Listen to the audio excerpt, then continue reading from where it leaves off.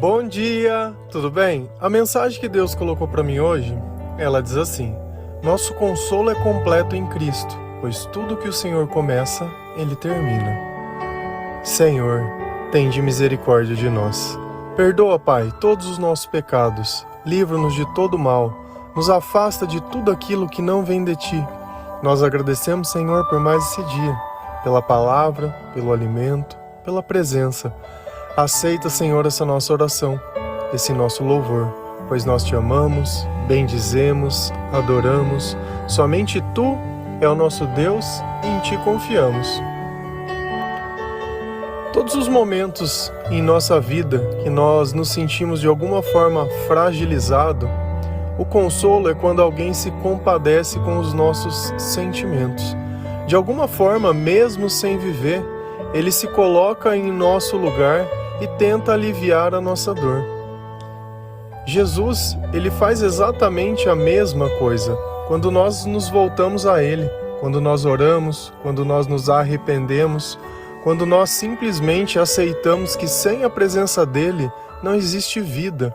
Ele vem ao nosso encontro fazer esse consolo, para que tudo aquilo que antes era ferida, tudo aquilo que era mágoa, tudo aquilo que não era bom, toda dor, toda tristeza e tudo aquilo que não vem de Deus comece a ser removido da nossa vida para que novos bons sentimentos possam permanecer no lugar.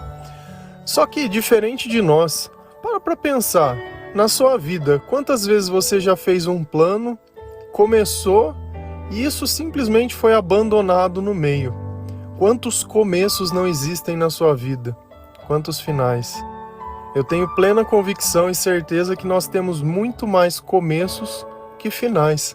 Porque para que nós possamos completar algo, é necessário que nós estejamos além, muitas vezes, do nosso fracasso, dos nossos erros, a persistência do dia a dia, saber lidar com as situações que nem sempre nós entendemos. Então, na maior parte do tempo, nós sonhamos planos perfeitos. Porém, na hora de realizar, nós percebemos que maiores são as dificuldades.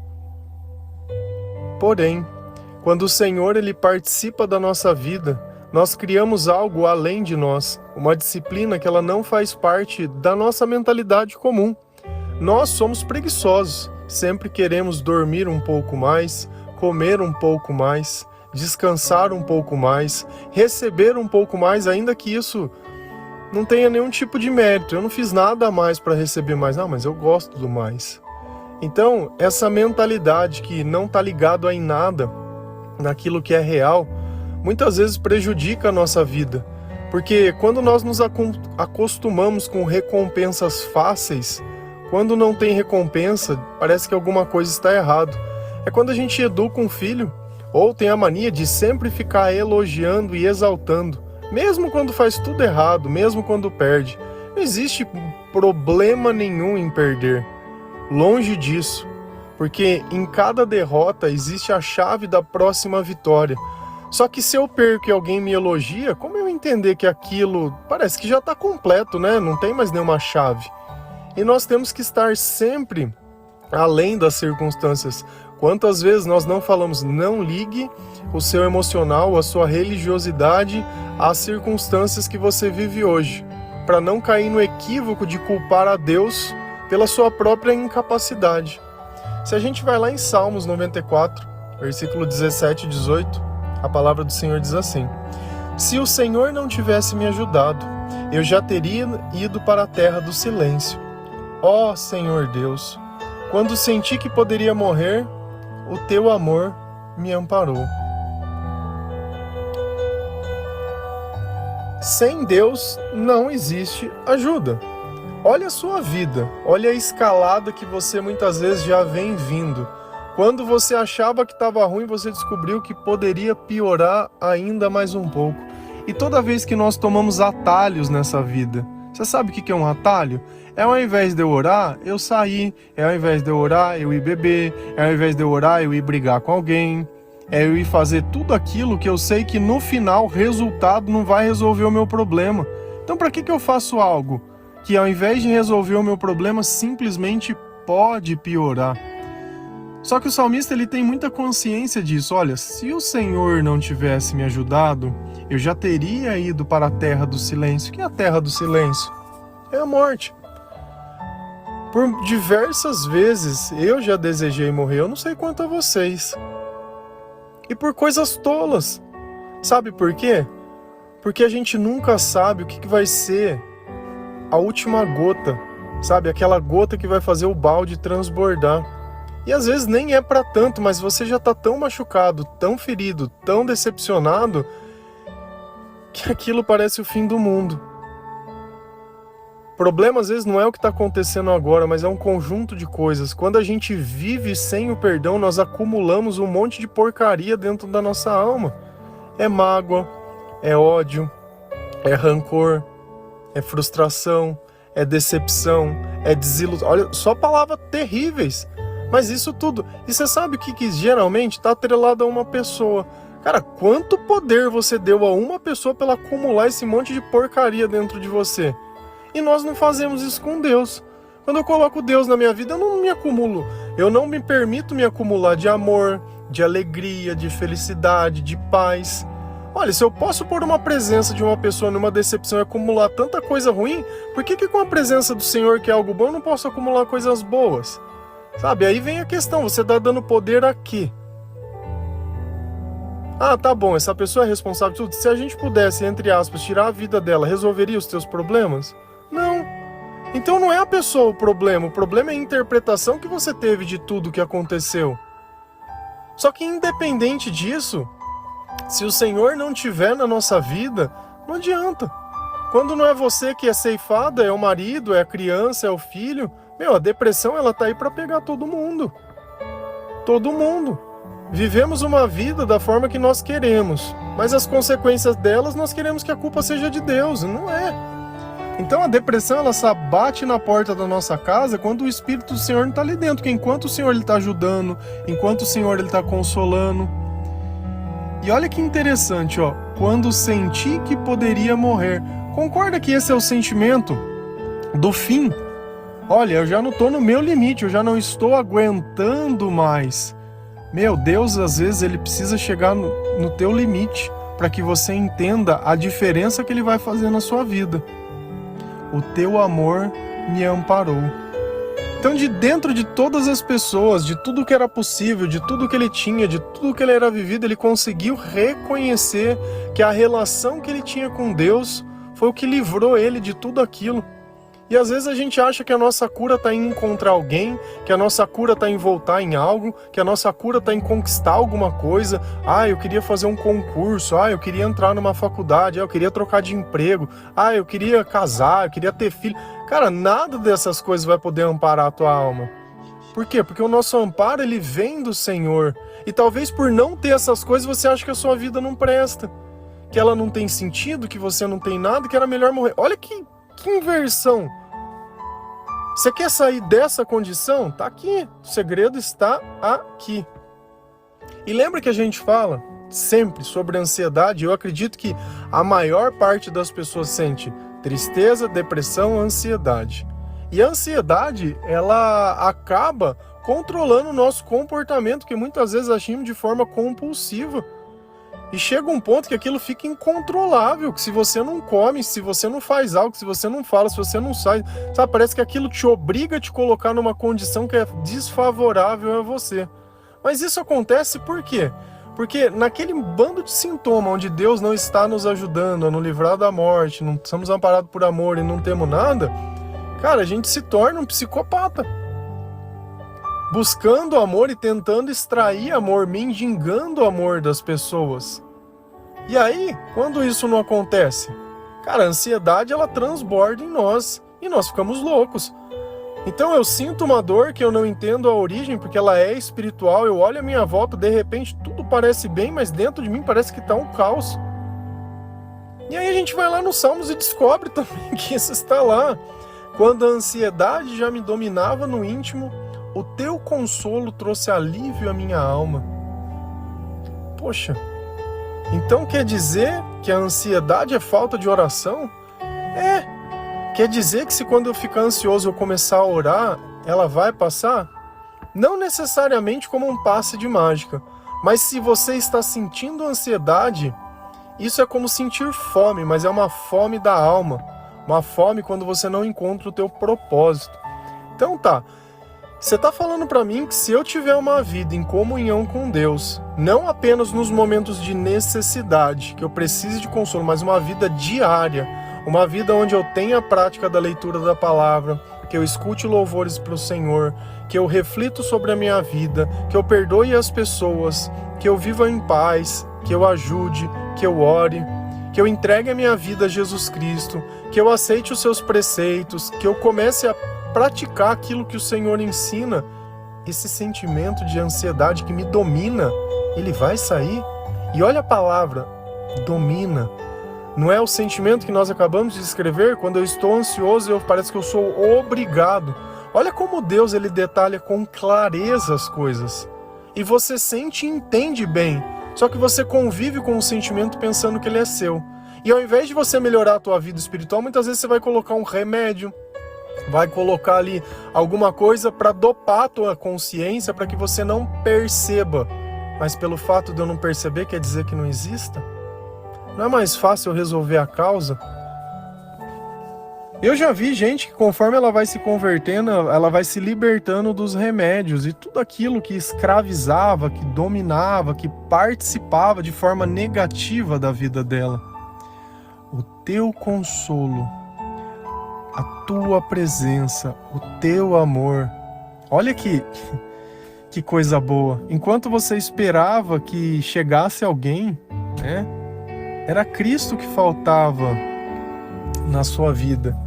E eu tenho uma música minha, que ela chama Esperasse Alguém, que era da época que eu nem acreditava em Deus, nem nada. E ela fala assim, às vezes nem eu entendo o meu coração, que inventa de sofrer sem ter nenhuma razão. Olho à minha volta e tudo parece bem. Mas ele vive como se esperasse alguém, uma ansiedade que não passa com o tempo, como se a alma chorasse por dentro. Em qual abraço insiste em se esconder? Em qual nome eu chamasse, você iria aparecer? Tantas formas de ser, entre tantos rostos, e eu nem sei a cor exata que tem os teus olhos. Muito amor sendo derramado em meu coração. Os anos se passaram, e eu nunca segurei a sua mão. Olha como eu detalhava exatamente o mesmo sentimento da ausência de Deus. Porém, eu acreditava que isso passaria quando alguém chegasse. E quantas pessoas não chegam em nossas vidas? E quantas pessoas partem em nossas vidas? E parece que é sempre levando um pedaço nosso. A falta que eu sentia era de Jesus Cristo. Mas eu não entendia. Apesar de não ter religiosidade, Deus ele já tinha me revelado que o problema estava na minha alma. Mas às vezes a gente vê a palavra alma e, sei lá, todo mundo tem. E não entende que a raiz de todo mal muitas vezes está nela, ou em não alimentá-la. Nós somos seres espirituais vivendo uma experiência de carne. Nós somos seres religiosos. Não tem como tirar essa parte de nós. Não tem como eu fazer de conta que isso não existe. Que é uma opção, que é uma escolha, sabe? Que é um credenciamento, como se fosse uma profissão. Não é. Sem isso, nós não conseguimos viver. É como o ar, é como a luz, é como o alimento, é como a água, é como a nossa necessidade. Só que diferente de nós, quando nós nos aproximamos de Deus, quando nós lemos a palavra, quando nós sem interesse, tá? Pelo amor de Deus, se você está se entregando ao Senhor porque você quer que Ele faça algo, pode ir embora. Ou você ama por amor, às vezes você pode olhar e falar, mas eu não acho certo isso. Você acha certo alguém ter um relacionamento com você por interesse? Que enquanto você pode oferecer alguma coisa, ela tá lá, a partir do momento que você não puder, ela não tá? Essa é a relação que você quer que as pessoas tenham com você? Deus também não quer ter essa relação. Só que diferente de nós, tudo que Deus começa, Ele termina. E algo que é interessante também que você entenda, a nossa conversão ou A nossa capacitação, ela vai permanecer enquanto nós estivermos vivos. Enquanto existir algo dentro do nosso chamado que nós possamos fazer para Deus, nós viveremos. A partir do momento que eu já não posso mais servir ao Senhor, nós retornaremos a Ele. Se a gente vai lá em Filipenses 1, versículo 6. Pois eu estou certo de que Deus, que começou esse bom trabalho na vida de vocês, vai continuá-lo até que ele esteja completo no dia de Cristo Jesus. Então Deus, ele só vai parar de atuar na tua vida quando Jesus voltar. Quando esse trabalho estiver completo. Ele não é como nós que começa e larga as coisas pela metade. Ele quer ver você transformado, ele quer ver você renovado, ele quer ver você convertido. Só que depende de você. Ele tem o poder, ele tem a capacitação, ele tem tudo o que nós precisamos para atingir. E isso já está tudo dentro de nós. Eu não preciso me comparar a outra pessoa, eu não preciso querer o que outro tem, eu não preciso querer viver outro tempo, eu não preciso de nada. Todo tempo é oportuno quando o Senhor ele está conosco. Diferente de uma corrida que sempre um ganha, o outro perde e aquilo acaba e já não tem mais o que você fazer, enquanto você está vivo, enquanto você tiver coragem de olhar os teus sentimentos e entregá-los ao Senhor, para que Ele possa restaurá-los, dar entendimento, dar sabedoria e melhorar a sua vida, vai ter tempo para que faça isso. O que a gente não pode é continuar sacrificando as pessoas pela nossa loucura, pela nossa teimosia, pelo nosso achar, pelo nosso querer. Eu acho que eu mereço. Você não merece nada. Paulo, ele fala sobre a misericórdia de Deus. E ele diz assim, olha, dentre todos eu sou o pior, mas mesmo assim o Senhor tem misericórdia de mim. E esse é o sentimento que nós temos de ter com Deus, em saber que não somos nada sem a presença dEle. E que aquilo que nos dá valor depende dEle. E que aquilo que nós podemos nos tornar depende dEle. E não porque nós merecemos, porque nós não merecemos. Olha o tanto de coisa que a gente já fez. O tanto de coisa desnecessária, de palavras torpes, de pensamentos errados. Quantas vezes nós não valorizamos a nossa própria vida? Quantas vezes alguém dependia de nós e nós simplesmente demos as costas? E uma coisa que eu não percebo é que tem coisas que dependem simplesmente de mim. E quem tem um filho que pode dizer que quem tem um animalzinho alguma coisa, se ele deixar de fazer, o bichinho não come, ou a criança não se alimenta, ou não faz. Então nós temos que perceber sim que a nossa vida ela está ligada à vida de outras pessoas e que essa vida ela não é nossa, essa vida ela é de Deus.